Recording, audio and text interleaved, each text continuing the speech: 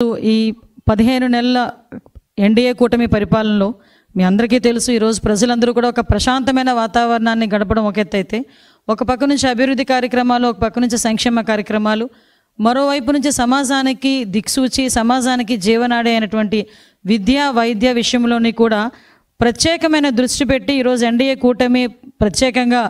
గౌరవ ముఖ్యమంత్రి గారు నారా చంద్రబాబు నాయుడు గారు కేంద్ర సహాయ సహకారములతో ఈరోజు ఎన్డీఏ కూటమి సహాయ సహకారంతో ఈ గవర్నమెంట్ని ఎంత ముందుకు తీసుకెళ్తున్నారో మనందరికీ అర్థమవుతుంది. లాస్ట్ 5 సంవత్సరాల తాలూకా విధ్వంసాన్ని ఒక పక్క నుంచి మనం అన్ని కూడా సెటరేట్ చేస్తూనే, ఒక పక్క నుంచి రాష్ట్రానికి ఒక దిశానిర్దేశం ఇవ్వాలి, ఒక ప్రణాళికతో పక్కా ప్రణాళికతో 2047కి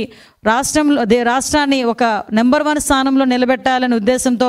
గౌరవ ముఖ్యమంత్రి గారు ఈరోజు పనిచేయడం మనందరికీ కూడా తెలుసు. ప్రత్యేకంగా మళ్ళీ నమ్మే వ్యక్తి, ముఖ్యంగా విద్యా వైద్య విషయంలో ప్రజలకి అందుబాటులో ఉండేటట్టుగా అయితే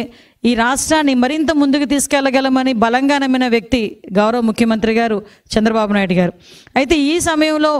ఈరోజు దానికి ప్రత్యేకమైన స్థానం కల్పించడమే కాకుండా సుమారుగా మొన్న క్యాబినెట్లో కూడా 1,25,00,000 కుటుంబాలకి 25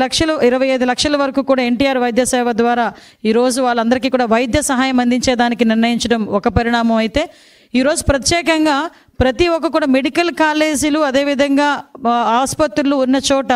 వ్యక్తులతో కాలతో జీవన ప్రమాణాలు మెరుగుపడతాయి, వాళ్ళకి సరైన వైద్యం అందించగలమనే ఉద్దేశంతో ఈరోజు వైద్య కళాశాలని కూడా ఏర్పాటు చేయడం అనేది నిజంగా ఒక శుభ పరిణామం కింద భావించాలి. ఈరోజు పరిస్థితి ఎలా వస్తుందిరా అంటే, బెంగళూరులోని ఫుల్ టైం ఉంటారు, ఆంధ్రప్రదేశ్ రాష్ట్రానికి పార్ట్ టైం వస్తారు, వచ్చినప్పుడు కూడా కొంత బురద తీసుకొచ్చుకుంటాడు, 2 గంటలు వాళ్ళ సొంత మీడియాలో కూర్చొని ఆ బురద జల్లడమే పరమావధిగా పెట్టుకొని బురద జల్లే కార్యక్రమానికి శ్రీకారం చుడతాడు. నేను ఇన్ని మాటలు ఇంత ఇంట్రడక్షన్ ఇచ్చానంటేనే మీకు అర్థమై ఉంటుంది నేను ఎవరి గురించి మాట్లాడుతున్నానో. ఆయనే ఈరోజే మా వాళ్ళు అన్నారు, ఈ లండన్ మందులు మానేసి మెడికల్ కాలేజీల గురించి మాట్లాడుతున్నాడండి అని. అంటే అతనే మీ అందరికీ తెలుసు, పులివెందుల ఎమ్మెల్యే గారు జగన్మోహన్ రెడ్డి గారు. అయితే జగన్మోహన్ రెడ్డి గారు దేని గురించి మాట్లాడినా కాసేపు ప్రజలందరూ కూడా ఆలోచించుకునేవారే, కానీ ఈరోజు మెడికల్ కాలేజీల గురించి, ముఖ్యంగా పీపీపీ విధానంలో ఈరోజు గవర్నమెంట్ తీసుకున్న ఇనిషియేషన్స్ గురించి ప్రజల్ని తప్పుదోవ పట్టించే విధంగా, ప్రజల్ని భయభ్రాంతులు గురి చేసే విధంగా,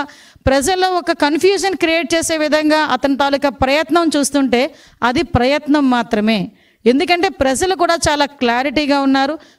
ప్రజలు కూడా చాలా క్లియర్గా ఉన్నారు. ఎన్డీఏ పార్టీ పట్ల, ఎన్డీఏ కూటమి పట్ల నిబద్ధతతో పనిచేస్తున్నామన్న నమ్మకం